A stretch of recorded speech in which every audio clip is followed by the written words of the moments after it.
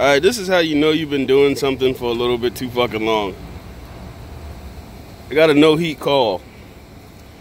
These are the 3 legs of power right here that go to my heat strips.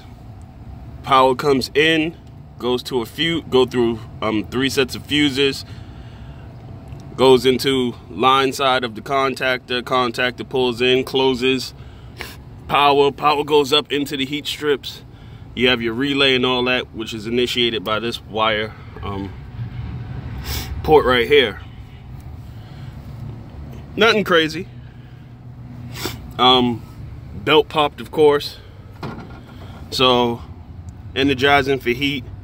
No blower means no air. Limit switch trips. Kills power to heat. Yet again, none of this is crazy.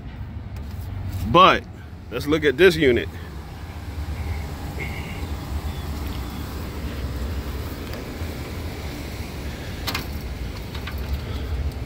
Belt is intact on this unit. But what do you see different? These motherfuckers didn't run the power to the heater.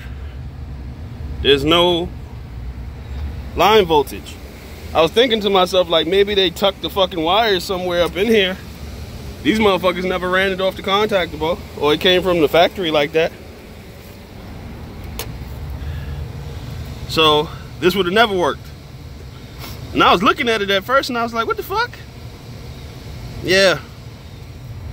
So I guess I gotta run power now. That's crazy.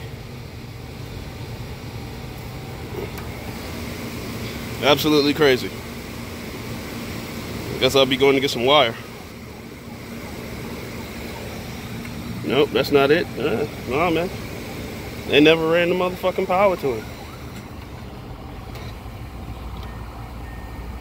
Ain't that about a bitch?